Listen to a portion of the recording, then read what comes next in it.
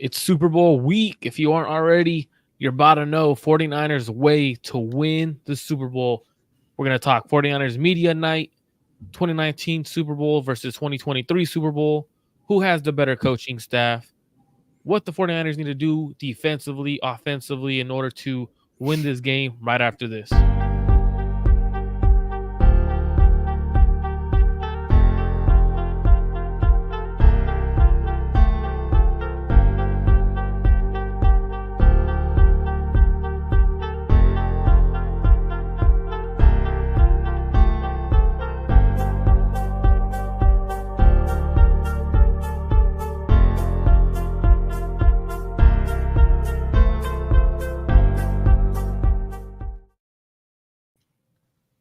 Welcome back to an episode of Club Gene Sports. I'm here with my main guy, Josh Harper. How's it going, bro?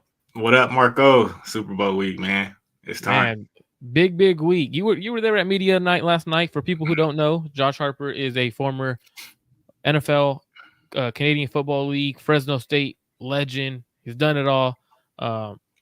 You were there last night. First and foremost, Yep. shout out to you, man, being Yes. there. Yes. How was the atmosphere?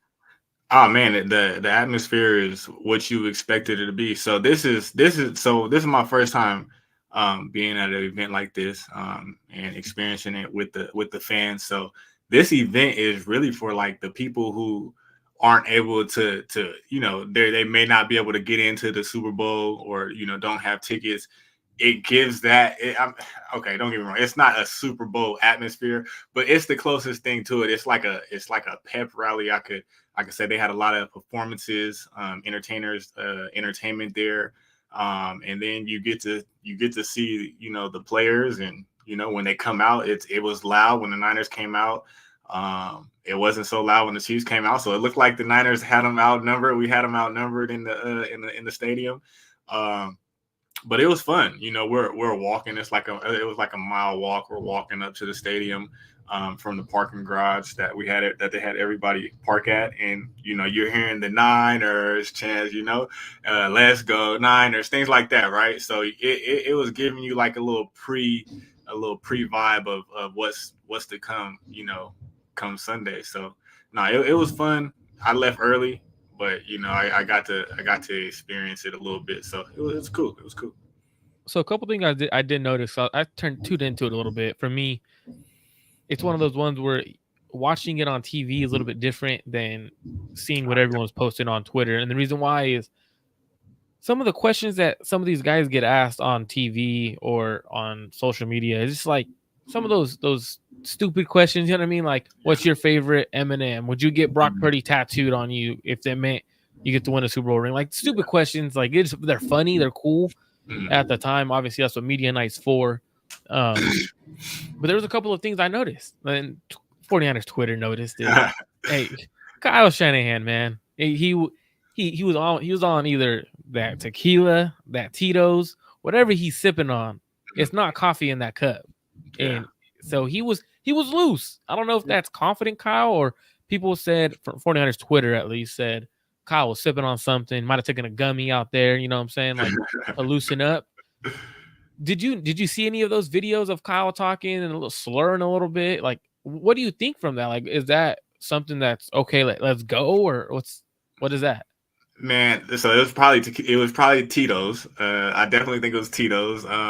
But no, I don't take anything away from it. It's Monday night. Oh, is it Monday night? Yeah, it's Monday night.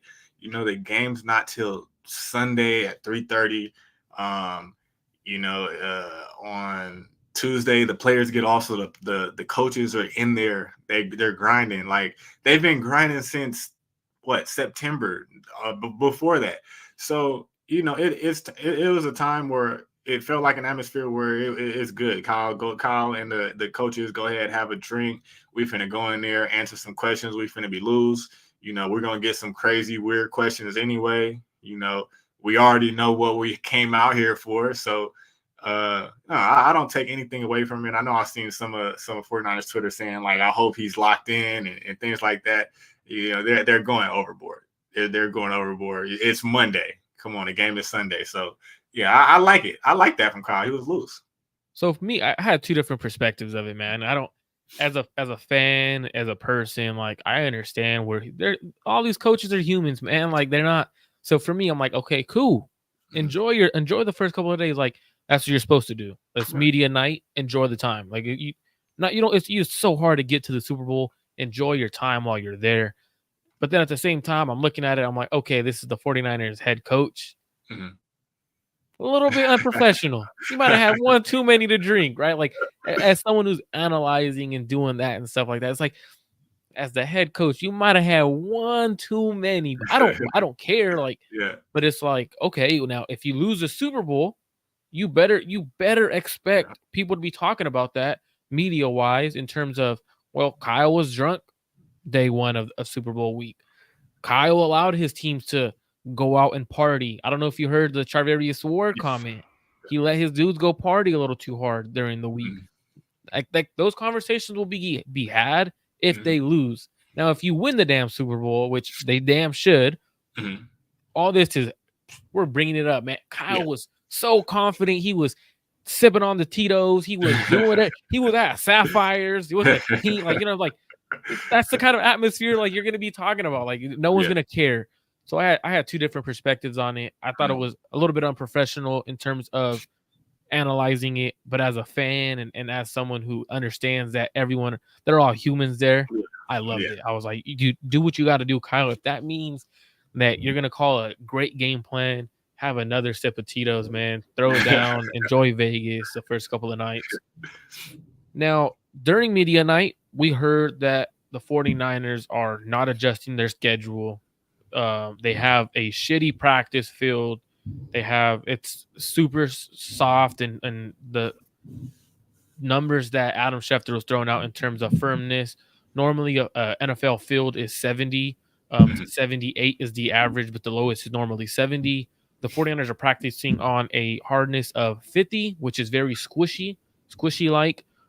Is that going to affect the 49ers in terms of their preparation this week? Should they have changed their schedule? What do you think in terms of all of this? Does the practice field matter when it comes game day? What does this mean? Because you were there at one point as a Mhm. coach and as a player. You were able to practice on throughout the week. Do these kind of things affect your preparation? So they only affect your preparation if you allow it to. And it feels like the Niners and Shanahan is they're leaning towards not letting them affect it and not giving it like making it a big deal. Of course, if the Niners go out there and lose, you're gonna get questions about that. Well, they from the beginning they started off on the wrong foot. Soggy field. This is not normal, not normal conditions. Practicing in the rain, things like that. But I think the Niners are doing a good job of not letting that affect them, and just saying like, forget it. Like we're gonna go out there. We're not changing the schedule. We're gonna do what we came here to do. We're gonna practice. We're gonna get that in, and we're gonna get back into the meeting rooms. But to answer the question, it can affect you if you let it. But I think the Niners are leaning towards not letting that affect them. Absolutely. And I thought Kyle had a great answer when he was asked about the University of Las Vegas field. So he was like, "We're not worried about it at all. It is what it is. We're here and we won't change anything." And then he goes, and then they're asked about changing their practice schedule because of the field. He goes, and he kind of gave a snarky, "We're good." Like, I don't care. Like, we're good. Like, Yeah. why the hell are you asking me? We're good. And then I saw Burford. I saw Spencer Burford. He goes, "I don't care about the field. The field don't matter." Yeah. He goes, "We're not playing on this field. Mhm. Don't matter." So for Yep. me, I love that mentality. If anything, the 49ers should be using this as low key fuel. Mhm. Like, okay, NFL, Chiefs, you don't want to adjust your time slots to accommodate us. NFL, you gave us a shitty ass field that normally is put in place in December. Mhm. Okay, that's what you think of us. That's the kind of mentality most of these players are coming in with right now. Like Yeah. they're using it as the energy they should to fuel themselves, and I love it. Like Mhm. anything as an athlete, anything that doesn't go your way game week, or someone says something that it pisses you off, you got Yeah. to use as motivation. And right now, I love that Kyle one used it as motivation. I don't care what we're good. Like, Mhm. shut up and stop asking me those questions. I Yeah. don't care. Spencer Burford alluded to that. Fred Warner, like I love that they're not allowing that to become a big deal. Like, you know what? Next question. Right. Because all it takes is one. All it takes is one answer of, you know what, the conditions aren't good, but we're gonna not try to. We're gonna try not to let it affect us. Then you get one player saying that, the whole media blows it up. Niners aren't. They're not focused. The practice conditions aren't up to par. But they've all answered it pretty well, and so I commend them on that. Another thing I noticed from Super Bowl media night, obviously from afar, you were there. Mhm. It felt like the 49ers fans booing the crap out of Travis Kelce and booing the crap out of Patrick Mahomes sort of energized Mahomes and Kelce in a way. The way, I don't know if you were able to see it when they had the cameras on them when they were asking them questions. Mhm. The moment they were booed, and I loved it. I loved the boo. Oh my, you could Yeah, hear it.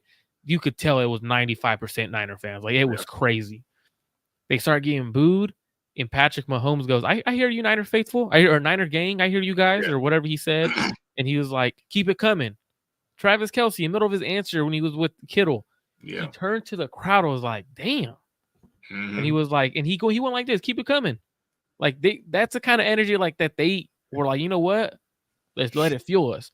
Did Yeah. you notice that from any of the Chiefs players, coaches, or anything like that when they got booed? Did you feel like they were accepting the booing in terms of this is what it's gonna be, and we're gonna have to show you guys what's up? You know what? Yes. And I was sitting back thinking to myself, they're like kind of too confident. They're egging it on. He was Yeah, like, I kind of God don't dang. like it. I kind of don't like it, right? It's kind of like too confident. Why are you guys so confident? I mean, I get why you guys are confident. And, as a fan, I love it. I love the interaction between them and the fans. But it's like, man, y'all are really confident. What do y'all have up y'all sleeve? Like to have you guys that confident. They must have seen something on film. I don't know. But I love it. I love it. I love it from the Niner fans. We're gonna let them have it. I love it from Mahomes and Kelsey. Egging it on, accepting it, and kind of taking it as fuel or whatever. But I don't know. They're really confident, man. They was really confident that last night. Maybe it's because it's early in the week. Who knows? But they were confident. It definitely didn't sit right with me. I didn't like how Yeah. confident they were. Yeah. I was like, Exactly. you're getting booed and like completely booed where you couldn't answer the question. Normally, a player is like low key frustrated. Hmm. Kelsey and Mahomes were like, all right, yeah, okay. And then when the Purdy chant started, Hmm. they put the camera on Mahomes and he just, all Like, right, like, okay. Like, he gave him that look like, all right, like, we'll see. So to me, I love the energy. One, 49er faithful had phenomenal energy media night. Some great questions. I loved everything part of it. Watching it from afar is beautiful. Hopefully, I'm there one day and as a media member, mhm. which I'll speak it into existence. I'll be there one day. Yep. Um, for you, the family, you guys went and enjoyed it. Mhm. Glad that was happening. Shout out to 49ers Throwback, tuning into the house. If you guys are on any platform, make sure you guys subscribe. Cledge Gene Sports on YouTube, Josh Harp TV, the second on YouTube. Make sure you guys follow us and subscribe to us both. Cowboys Academy. That was funny. That was funny as well. Now it's a rematch, right? 2019 Super Bowl, 49ers. Obviously, as a fan, we all know what happened. We're up 10, headed into the fourth quarter. Whether we want to blame Jimmy Garoppolo, blame whoever we want, it does not matter. 49ers effing lost. Yeah. Plain and simple. I'm not the kind of person to blame one person. There's not one play, not one thing in a game as the reason why you lost. It's not the Mhm. overthrow to Emmanuel Sanders by Jimmy Garoppolo. There was a variety of times where the defense missed a tackle throughout the entirety of the game. Offense missed a read or whatever. Kyle didn't call the greatest game plan either. But there's some similarities and some differences in this game. Now, 2019 Super Bowl, Niners had the better defense. KC had the better offense. Mhm. This year, a little bit vice versa. Let's talk some similarities and differences between these two teams. What are some similarities you see from this Super Bowl or differences you see from the Super Bowl? So similarities I see is Patrick Mahomes, and I and I think that's the only Patrick Mahomes and Travis Kelsey, and that's the only similarities that I see. The Niners are better offensively. They have Brock Purdy. We don't have Jimmy G. Um, we still have Debo. We still have, or was I Ayuk was Ayuk was not on. I don't he believe he was was not on. there. He So was we not have on the roster. so we have Ayuk, and I remember that game like it was yesterday. I'm going into the fourth quarter. We're drinking. We're in Miami. And I feel like we won that game. So man, that was a tough one, and I feel like some of the differences that we have. I know you're talking about similarities, but some of the differences is you know the quarterback position. We have much more faith in that quarterback position uh, with Brock Purdy back there. The run game will be better. I know our run game was very good that 2019 run, but when you add Christian McCaffrey, it's gonna it's gonna boost that run game. But our defense isn't the same.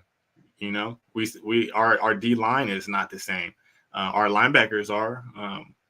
Our corners may be similar. Our DBs may be similar, but that D line is not the same. And to we're going to have to lean on our offense and control the game, get McCaffrey involved early and you let Brock Purdy do what he's been doing recently. So I like the chances more so this year than last year. In 2019, I didn't feel like they had a real shot in 2019. I thought it was going to be tough, but this year is different. I feel like this Niner team is better than that Kansas City Chiefs team. I'm gonna just say it. I feel like they are. So yeah, I'm excited to see what how this all plays out. Yeah, when you look at the Niners, the differences I see, I think personally you could argue the 49ers have a better corners on the outside. I think in terms of Richard Sherman was obviously aging. Now he was still Richard Sherman. Richard Sherman is still a hell of a player, even though he was aging. I think Charvarius Ward is a little bit better than Sherman in terms of Sherman already was coming off of that Achilles injury. He was on the decline, and it was because father time and the injuries had gotten to him. Wasn't like he wasn't good. But for me, I think the corner's a little bit better in terms of what we have there. I think 2019, our defense line was much better. That was first. Even I don't know, not having DeForest Buckner in the inside is key. Like that team you could not run on. Yeah. This time around 49ers, you could run on the 49ers defense. Now, for me, the biggest difference is the 49ers are offensive led this time around versus the Chiefs are defensive led this time around. Yeah. So it's a little bit different in terms of the game, the way it'll be played. I think Kansas City last time was, you know what, if we put up 30 points, we win. Yeah. Right? Right. Now, this game, it's probably the first one to 21 wins this game. Like, it's going to be more of a defensive battle because KC's offense struggles versus KC's defense is probably one of the top two defenses in the NFL. Whether people don't agree with it, they've been up there statistically as a top 3 defense, but their defensive coordinator is a hell of a coach. Yeah. A little bit of similarities, but the differences and stuff like that. So for me, I think looking at the game plan last time, it was attack the Niners in the passing game. I think this time it's attack the Niners defensively in the run game.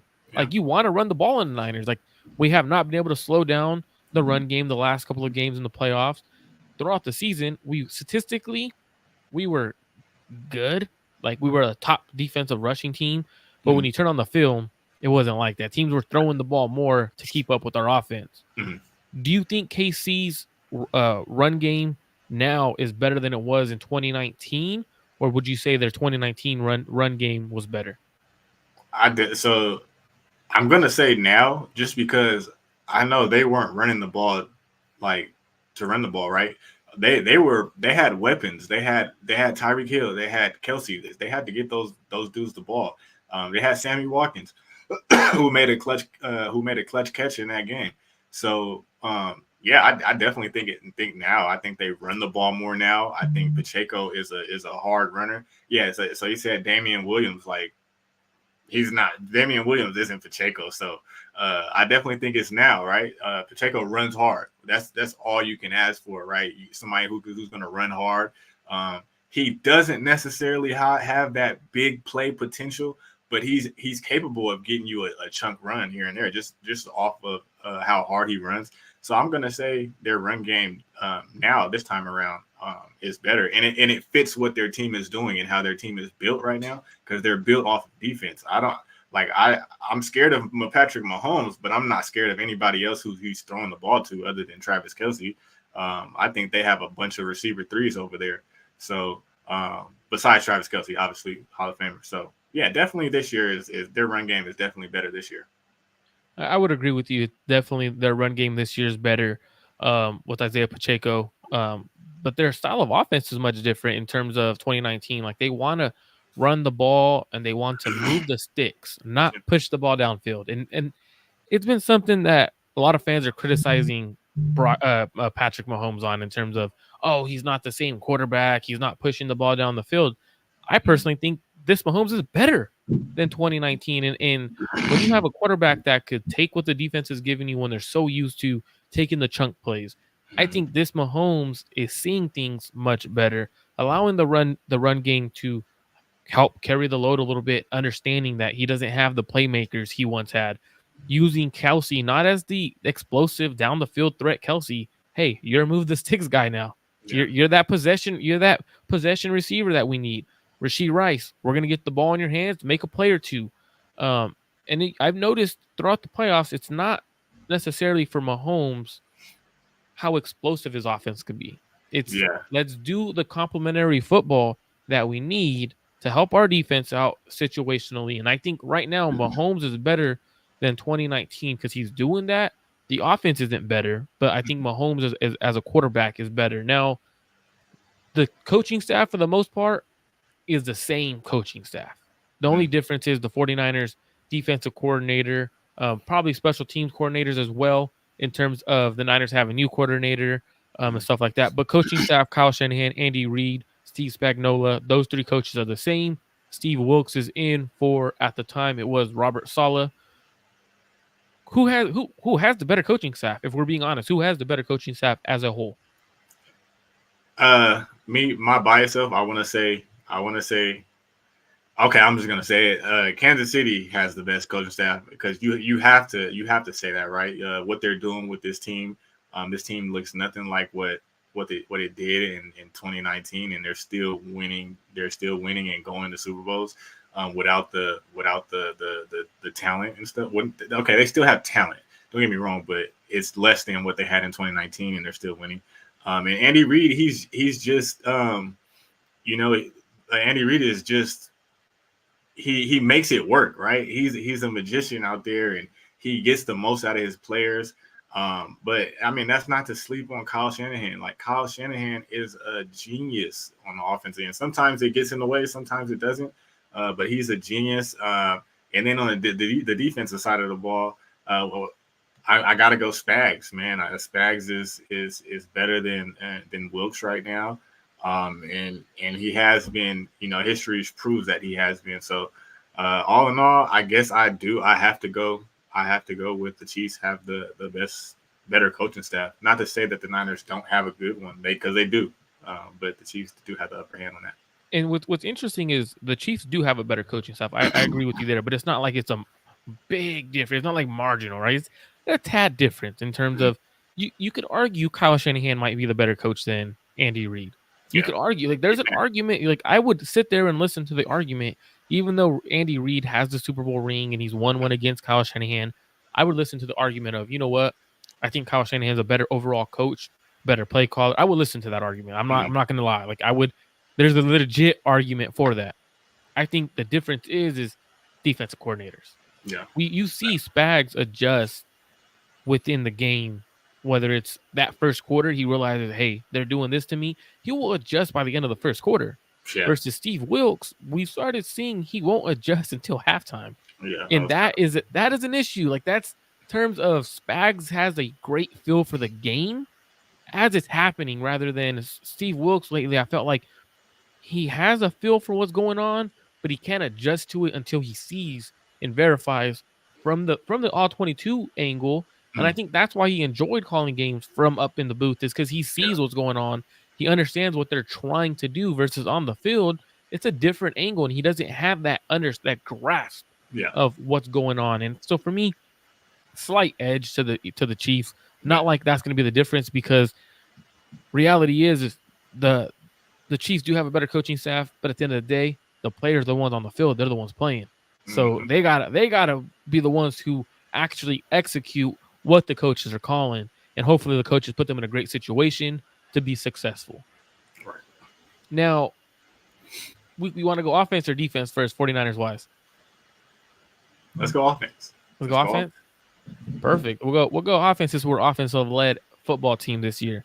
Now, looking at the 49ers, how should the 49ers attack the Chiefs defense? Spags, I personally have been a Spags fan for the last, before 2019. I thought, I was like, how is he not a head coach? Like, Mm-hmm. realistically, how is he not a head coach? I love what he does defensively, gets the best from his secondary every year, disguises things like a mastermind. How do the 49ers attack Steve Spagnuolo's defense? Run. We're running the ball. Their run defense isn't that good. You see it throughout the season. You see big chunk plays ran on them. I know early in the year, Josh Jacobs had a big run for a touchdown against them.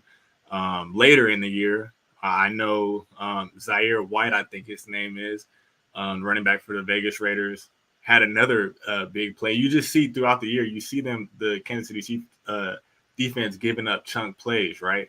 So I say the game plan is, and I know that their game plan is to stop Christian McCaffrey, but you gotta give Christian McCaffrey the ball early and often. Um, get the ball into Debo's hands quick, and we talked about it last show. When Kittle and Debo get the ball, and they make a big play, it changes the whole flow of the offense, and it brings this type of energy that I know Ayuk he's a really good receiver, but sometimes when he makes a play, it doesn't bring that same energy when you see Debo take a screen 25 yards for a first down, or Kittle when he gets up and he does his celebration, right?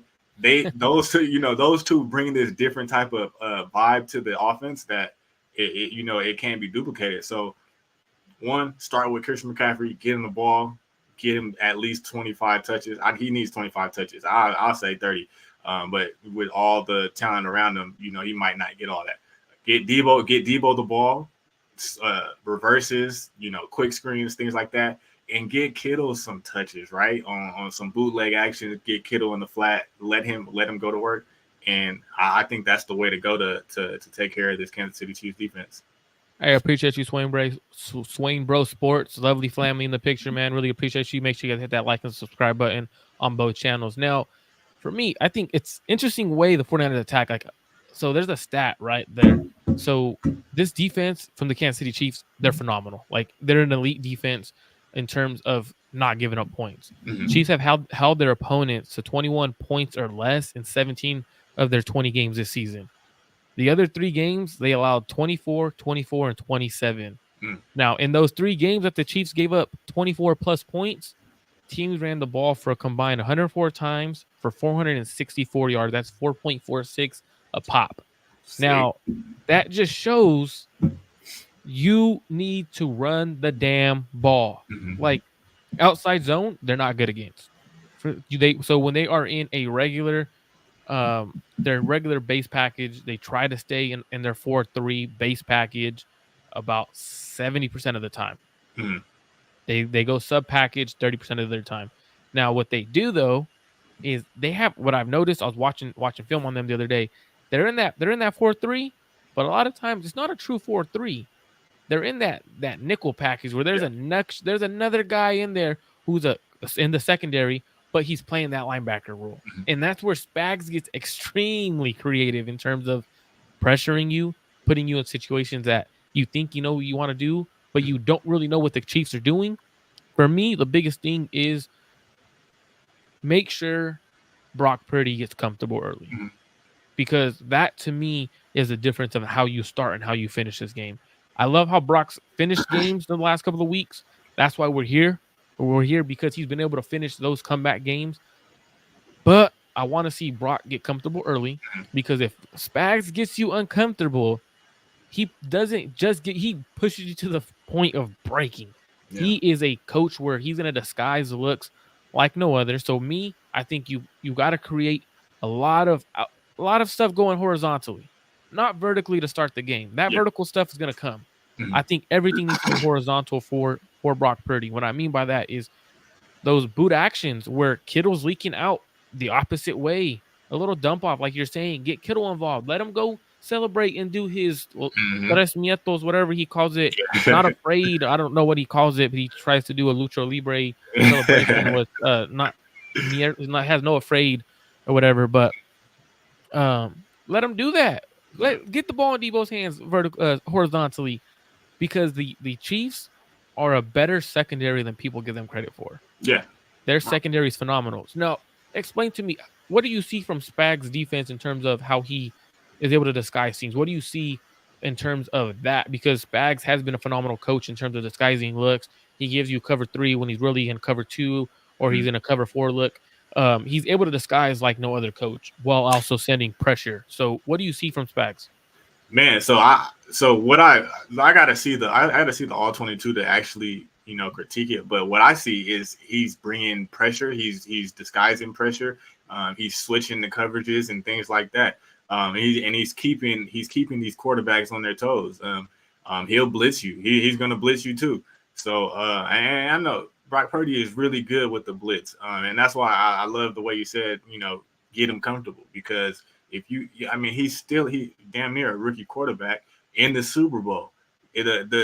Kyle's main priority should be getting Brock Purdy comfortable, like you said, because Spags is a vet, and I feel like he knows what he wants to do to try to get Brock Purdy rattled or knock the offense out of rhythm. Because this is a rhythm offense. If they get into rhythm, they're very hard to beat. But yeah. So what I see from Spags is he switches a lot of things up. He has his defense running around, flying around. They create turnovers, and I don't know where they're at in the league in interceptions, but I feel like they get their hands on the ball and create turnovers. So yeah, he changes it up a lot. So got to be prepared for that. For me, one thing that he does do phenomenally is he understands when to blitz Mm-hmm. or when to send certain blitzes. For example, he has a great corner blitz out of the slot with Trent. I believe it's Trent McDuffie. Yep. He runs out of the slot, a phenomenal blitz, and they time it up perfectly. To me, that's the stuff that he could do to you, and in those turn into turnovers or big plays. And that's kind of how they've been winning lately. I think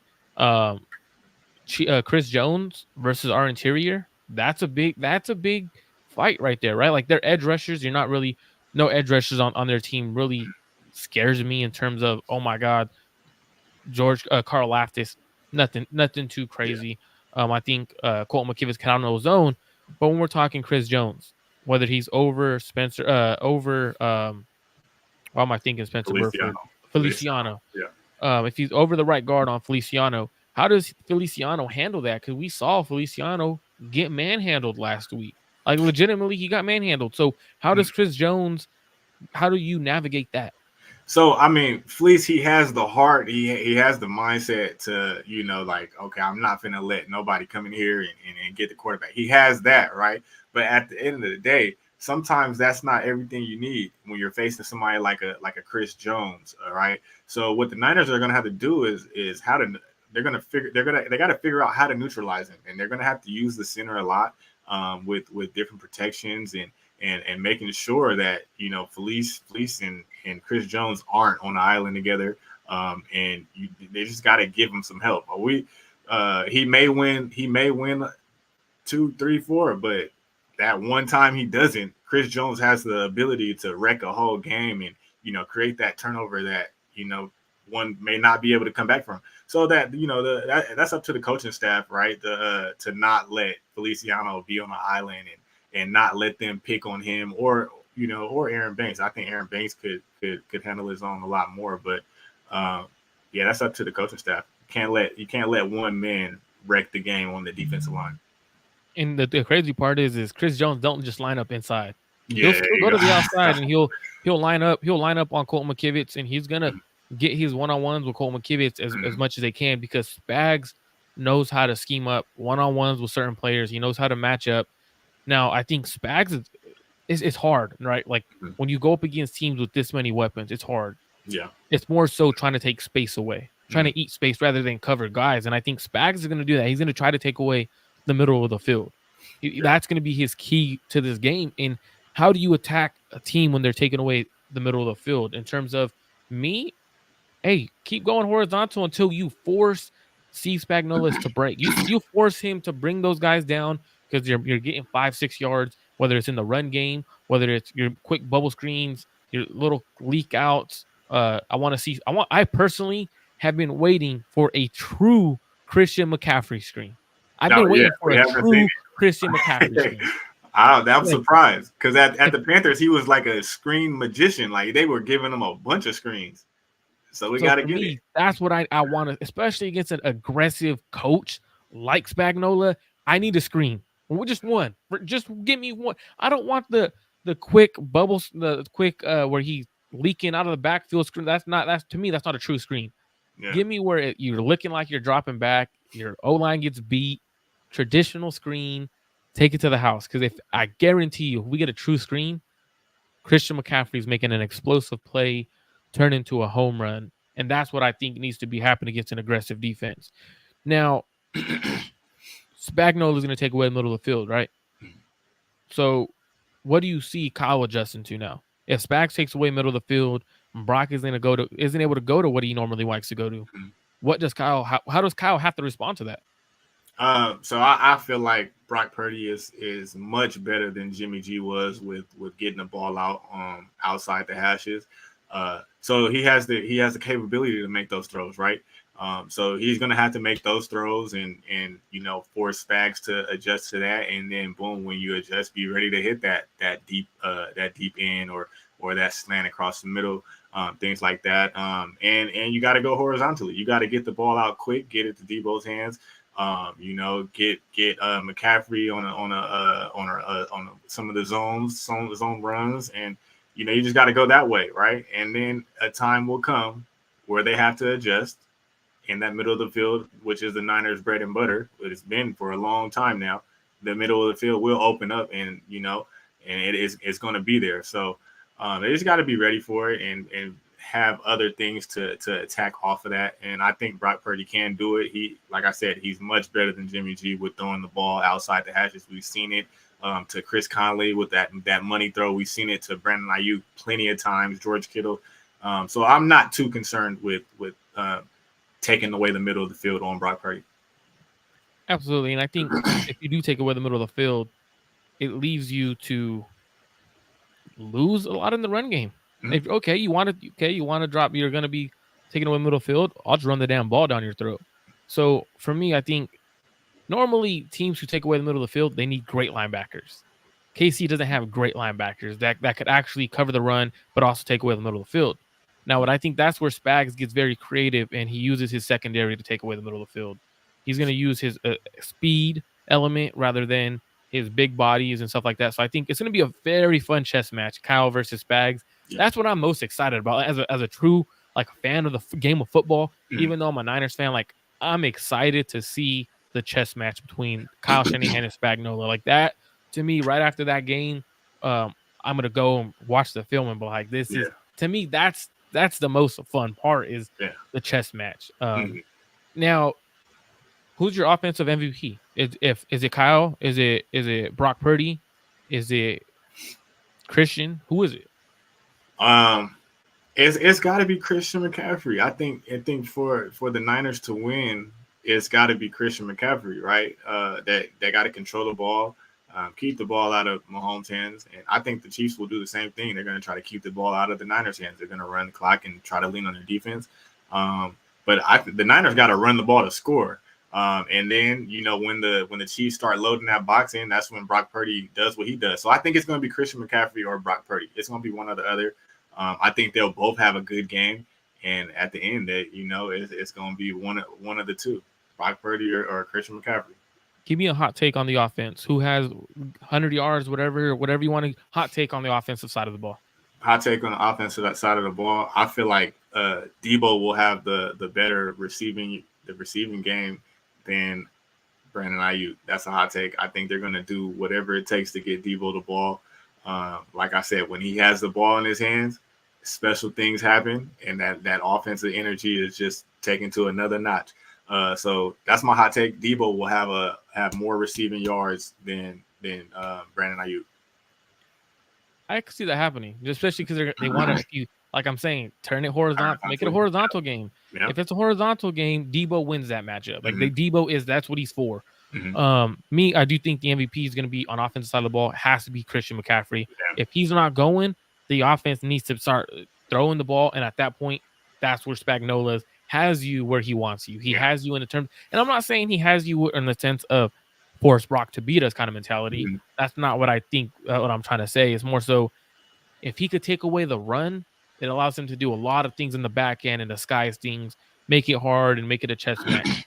Right. For me, I think for my hot take, I think George Kittle actually leads us in passing and reception and receiving yards. I I like think it. I like the matchup with George Kittle, their safeties, and as well as their linebackers. I think George Kittle is a guy who you should feed the ball to. Now, I Definitely. love this question right here. Shout out to Low the Truth 81. He said, Marco, do you think Snead is going to play one side of the field or shadow Ayuk? This Mm-hmm. is a great question because I know. So if you guys don't know, Josh Harper played receiver in the NFL. He also played he's a legend at Fresno State. If you guys don't know, look him up. You guys will see his crazy stats and everything he did there at Fresno State. So this is where he likes to talk. He likes to talk receivers and Yeah. corners. Now, J Harp, what's going to happen if he shadows? If Snead does shadow Ayuk, what happens? And do you think they let him shadow? Yeah, so Snead, if they're smart, like Ayuk is our best receiver. Now we're not talking about overall player, but as a pure wide receiver, pure wideout, we're talking about routes getting open. Ayuk is the Niners' best receiver, and if they're smart, they would have him shadowing. They would have Snead shadowing Brandon Ayuk.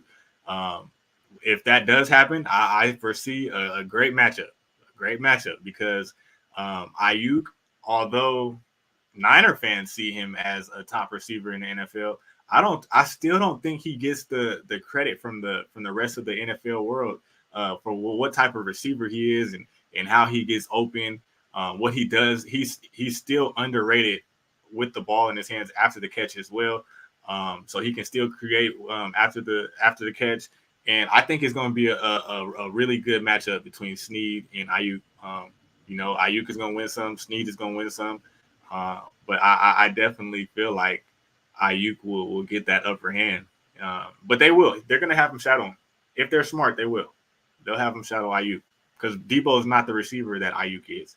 He's the player that Ayuk is, but he's not the receiver Ayuk is. So I think they'll have him shadow Ayuk. And what's crazy is if you to be honest, like you're not wrong. Like Ayuk doesn't get the love from the national media as that receiver or the NFL as that receiver. The 49er fan base knows how good of a receiver he Yeah, is. But I think the same thing goes for the Jarius Snead. you could Like be right. he is I think a top 10 corner, maybe, and that's probably being a low in Mm-hmm. terms of how good of a corner he is. So for me, it's like he doesn't get the credit he deserves. So him personally versus Ayuk is gonna be like, hey, whoa. Let's match up Mm-hmm. 1-on-1. No help over the top. Let's go 1-on-1. Yeah, And one thing that Coach Spags will do is he will call a cover zero blitz. And yeah. he's gonna have Snead matched up on Ayuk.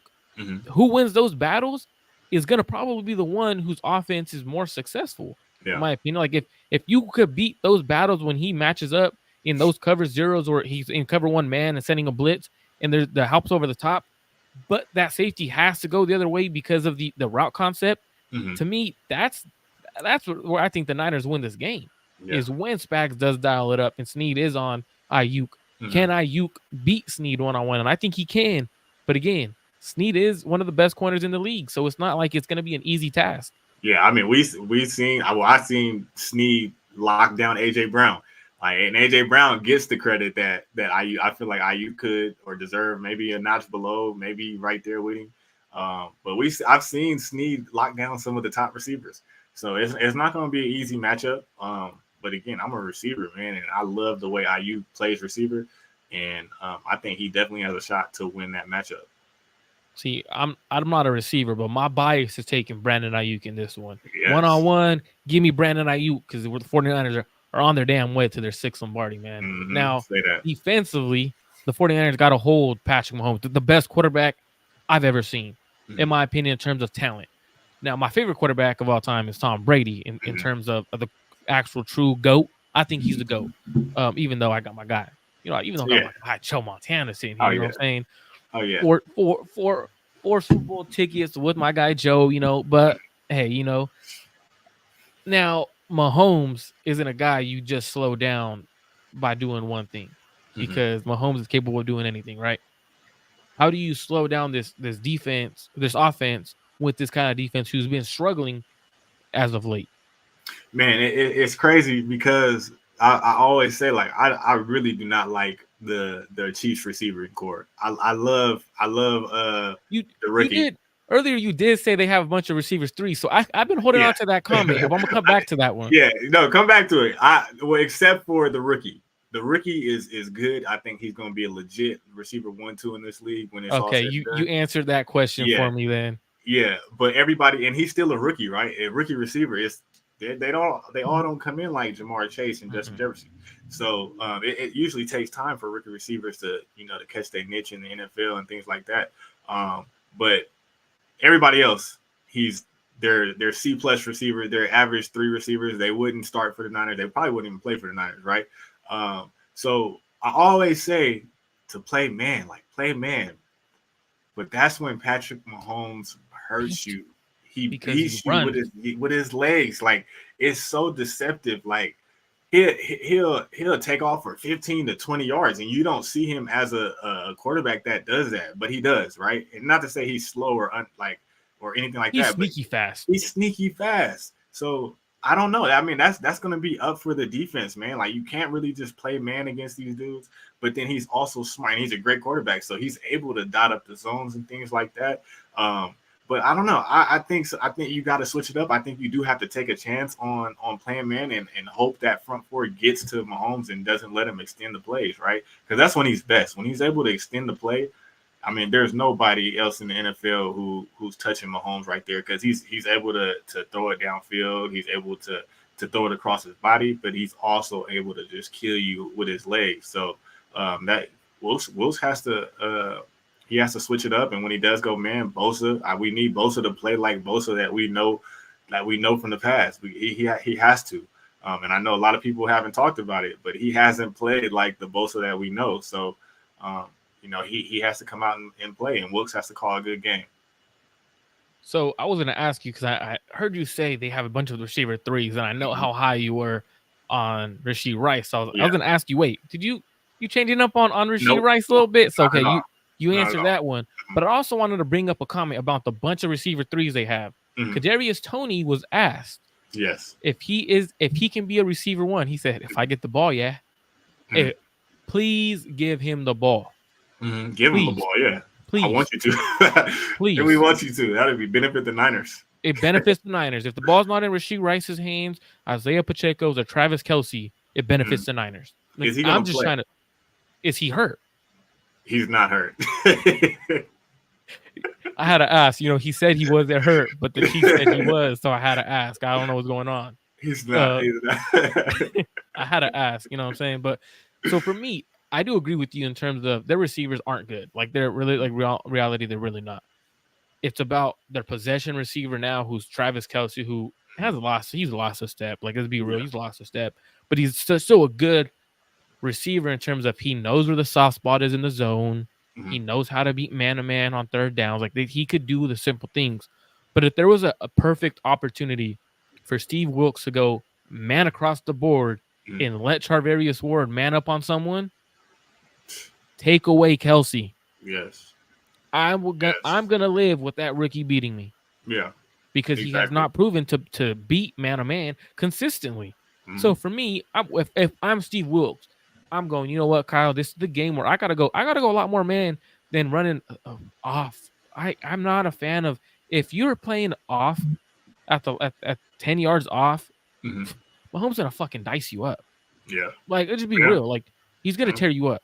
So for me, I would love to see Steve Wilkes go a little bit more man. I would love to see him run a little bit more stunts Mm-hmm. with the defensive line. Okay, I get If you run the stunts, Mahomes is capable of beating you with his legs, but Mhm. you got to create some pressure inside at the line of scrimmage. Like Yeah. the way the D line's been playing and not getting enough pressure, not getting home enough, you got to start dialing something up. Like you got to change something. Chase Young, is he gonna play up to what he's capable of doing? If there's one time to have the best game of your life to get paid, it's in the Super Bowl. Yeah. Like this is the game you get paid. Now you did mention Bosa. Mhm. They're gonna chip Bosa like crazy out of Yeah. the backfield, right? Mhm. How does Steve Wilks create matchups for Bosa to not get chipped? You got to move him around. You got to move him around. You got to figure out ways. You got to line him up inside sometimes. Like move him around. Bosa is capable of lining up inside and going to work on a guard. Like he doesn't have to just stay on the six technique and on the edge and things like that. Move him around. Like I personally haven't seen Bosa moved around a lot this year. I don't know if you can attest to that or anything. I haven't I have seen it. not. I haven't seen it. So that's up to Wilkes to create these pressures. Like, yeah, let's see some stunts, right? Let's see how many times can Mahomes beat us if we don't get there on the stunts and we create these lanes, these rush lanes for Mahomes. Let's see it. You know, it may not be a rush lane. We may get there before he's able to extend the play. But he has to move Bosa around.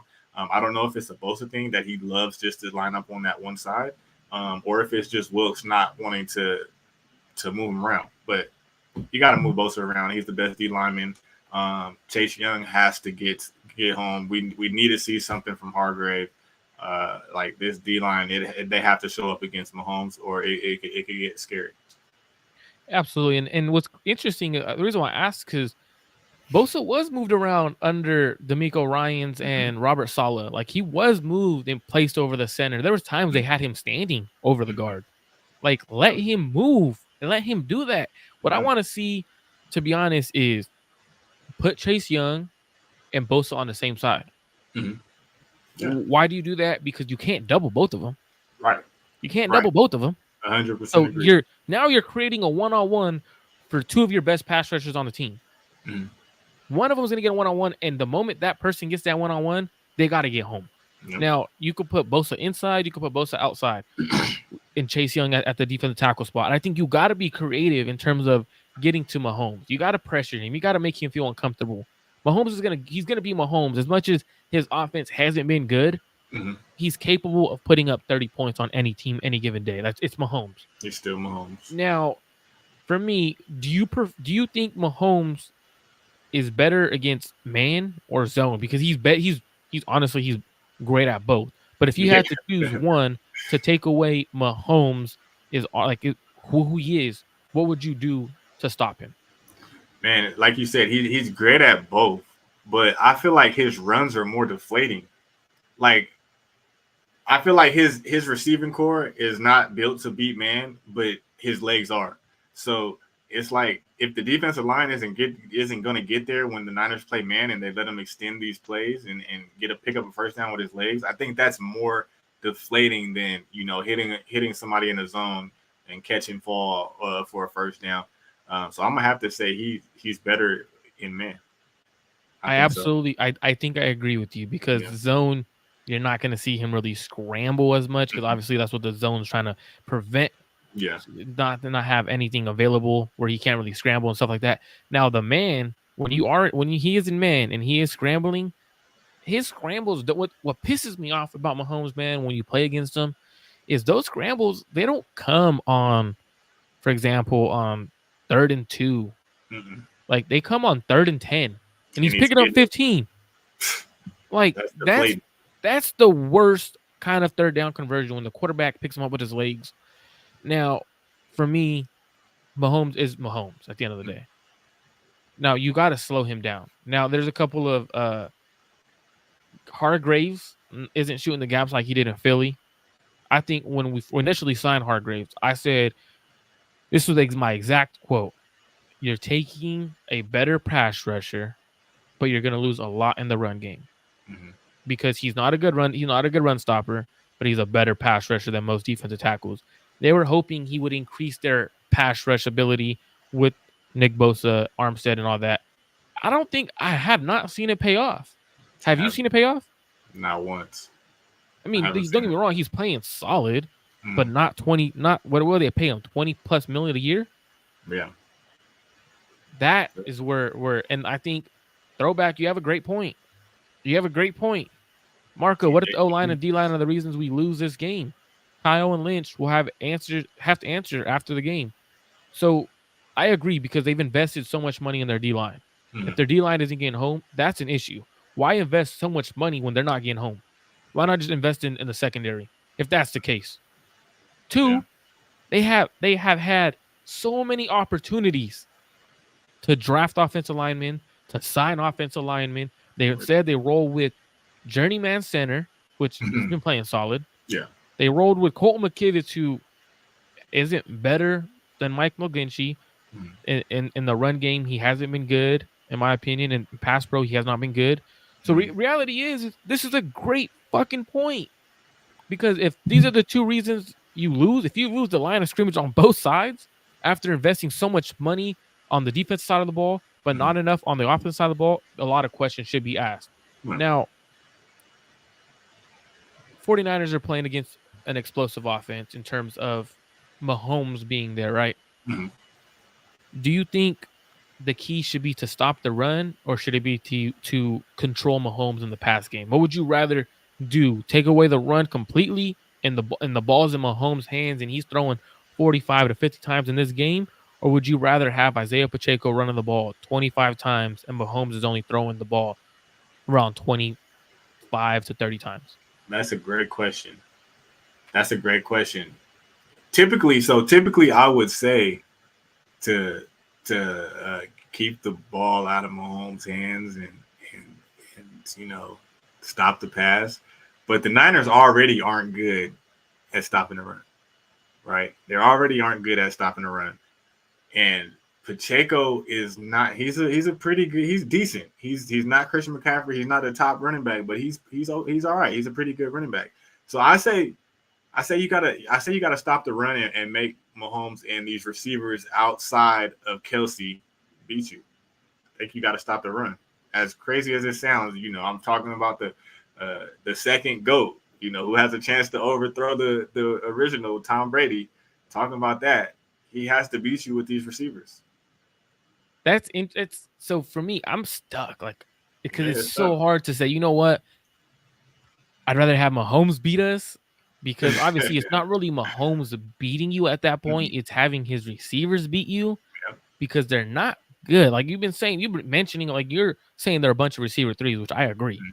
Yeah, Um, but having those kind of guys have to beat you is much better than getting cut by paper, like having paper cut. Like literally, when they run the ball 4 or 5 times a clip, it's literally a paper cut yeah, every time. yeah. You're gonna bleed out by paper cut, Hmm. and I think that's where it gets kind of hard as a fan watching the game. Is like watching them run the ball, run the ball, run the ball, run the Hmm. ball.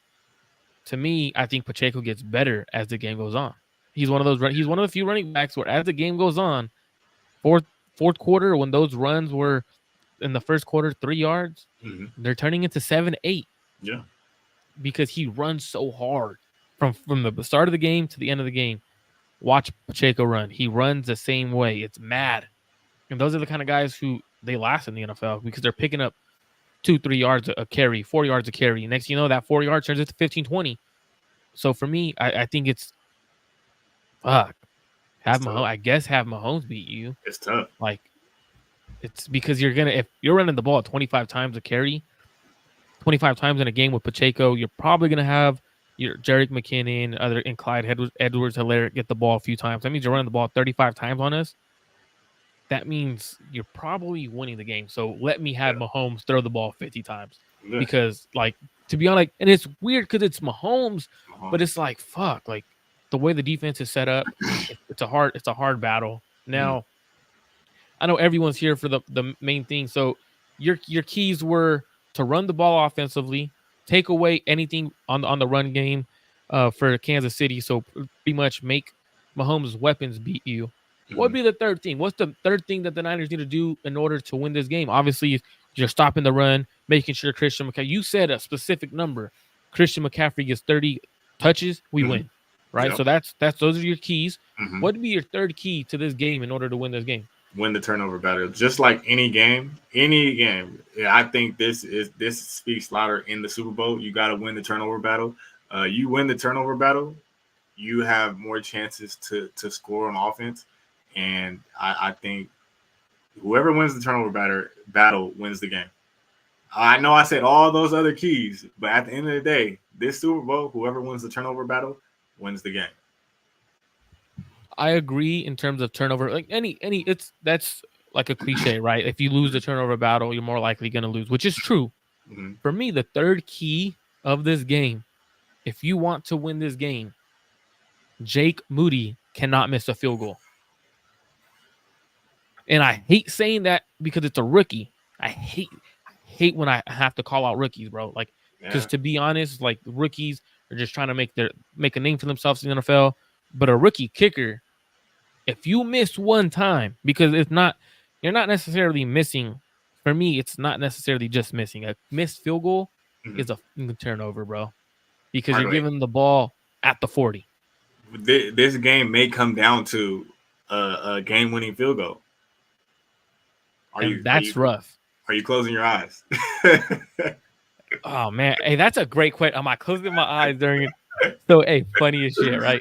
So, during the divisional game, when Anderson, the Carlson was it Andres, whatever his name is, the Packers kicker missed it, right? Yeah.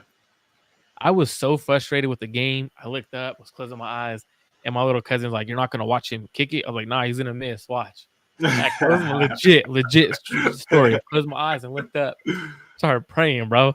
He Yeah. missed it. My cousin's like, "How'd you know?" I was like, "I didn't know shit. I just didn't want to see him hit it." So for me, I might have to do the same shit when Moody's out there kicking. I might just have to close Man, my eyes, look the other way, and I see don't what's blame because like it's frustrating, man. Like if we miss a field goal, it's essentially a turnover. Like you. real talk, Yes. it's a turnover. You're giving Kansas City the ball at the 40 yard line Mhm. because you're the 35 yard. If you're kicking the ball from the 35, that's a 50 yarder roughly. So for me, it's like, man, like giving them the ball is rough when you turn Mhm. it over that way because not only do you not only give them the ball at the 35 or wherever you give them the ball at, Mhm. but it's a complete swing if they score. It becomes a 10-point swing if they score a touchdown. Mhm. So for me, I think those are my three. I agree. Run the ball, feed Debo and Christian McCaffrey. I think that's kind of a recipe for success in this game because of how their defense is built. Those two guys need to have as many touches as they can get. Mhm. Two, take away Pacheco, and I would personally not necessarily just take away Pacheco, but wherever Travis Kelce is, you're either doubling him or you have Travis Ward on him. That's my Yeah. second one. Third one is Jake Moody. Jake Moody cannot miss a damn kick in this game. You could essentially look at it as you better hope that the 49ers defense gets a stop right after he does that. Because if they go down and score, that's a 10-point to 6 points swing. Like that's big swings when you do that. Now, if it's more than 50 yards field goal, I'm punting it with the wish. Now that's a Mhm. interesting thing because you're playing it safe. And I could see Kyle actually do that in the Super Bowl in terms Mhm. of we've seen Kyle play safe, like right. We've seen him not go for the field goal and punt in Yeah. certain situations where people were like, "Why didn't you go for the field goal with Robbie Gold?" He might do the And same that's and thing, that's man. and that's Robbie Gold. So he might do the same thing. Now, what is your score prediction? And before we give our score predictions, make sure you guys all drop it. If you guys have any questions, I know a lot of you guys are tuned in. Some of you guys drop your questions.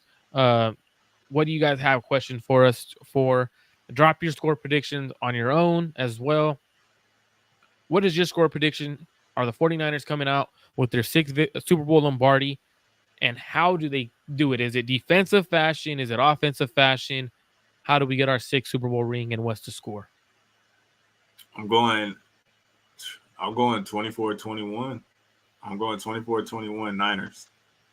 So you really want me to have to close my eyes You when you got it. pick the field Hey, goal kick? look, he's a Jeez. it's gonna either be a point in the fourth quarter or at the end of the game, Jake Moody is gonna have to make a field goal to win the game.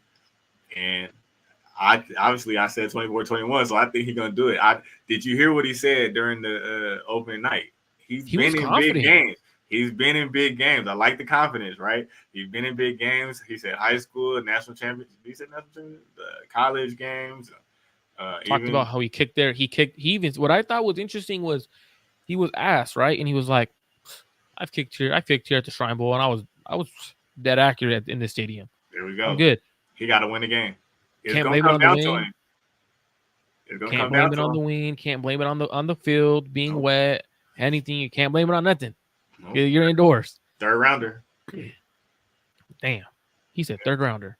He went that far. Yep. That's crazy. You're not wrong. But for me, I definitely think it's going to be a closer game. I think the Niners are going to score 28. I don't think Jake Moody's kicking a field goal.